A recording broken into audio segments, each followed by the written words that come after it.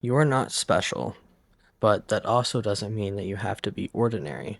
And what I mean by that is, give me a few minutes and I will explain exactly why not being special can be a good thing.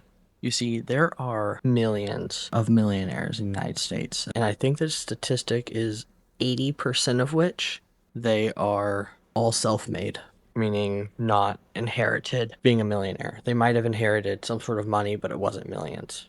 So what I actually mean by you're not special, I'm not saying that you can't make it because you 100% can. If there's this many people making it, there's no reason you can't. What I mean is by you're not special is you don't have some sort of special ability or special drawback that makes it where you can't compete in the same ring as everyone else. There's nothing there.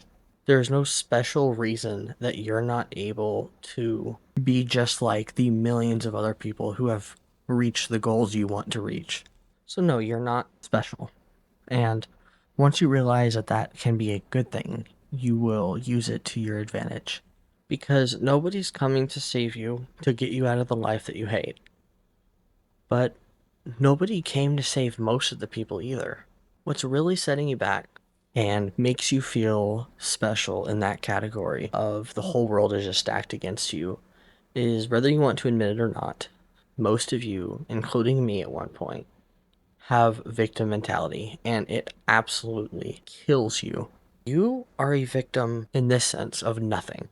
Okay, you may have been born in a family that didn't raise you well, or abusive parents, or you could have had a very bad situation growing up.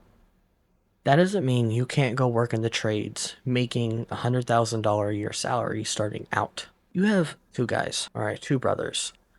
One of the brothers is an alcoholic, and the other one is not. If you ask both of them, why are you or why aren't you an alcoholic? They both have the same answer. Because their father. Well, you see, their father was an alcoholic, and he beat them profusely and abused them. And these two brothers, they both got different mentalities from that.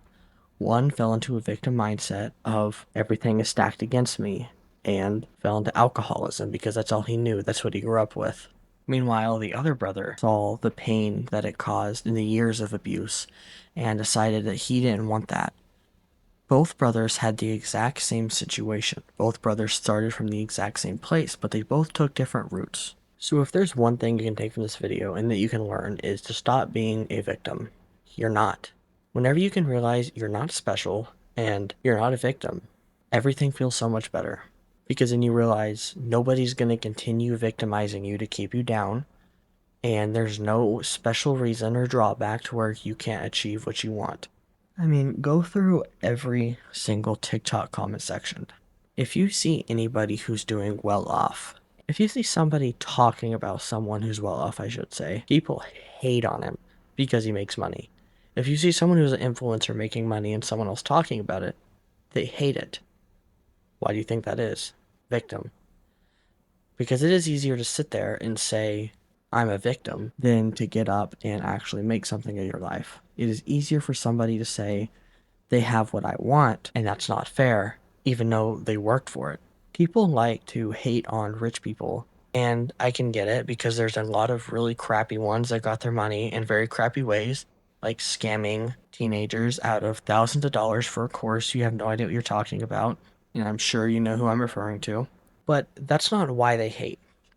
They all have a victim mentality. It is easier for them to sit there, and probably you are in the same boat, sit there and doom scroll on TikTok, see something you don't like, hate on it instead of changing your own life. Sorry to get off topic, but that's where this whole idea of fat phobia came from. Not because somebody was tired of getting made fun of necessarily, but it was more of, you're in shape, I'm jealous, so I'm going to hate on you. And now you are the bad guy for simply being in shape and preaching that everyone should be in shape. I challenge you, next time you get on TikTok, if you have it, if you do have it, I also suggest deleting it if you want to better your life. But if you do have it, when you see a video like that, it is so evident and you will realize it almost immediately that these people have nothing going for them. And also, they are your competition. The fact that you're even trying, that's who you're competing with. People who have already decided that everything is too stacked against them, they will never make it, they will never amount to anything. You're competing with people who have already raised their white flag, and that should encourage you, if anything, to keep going.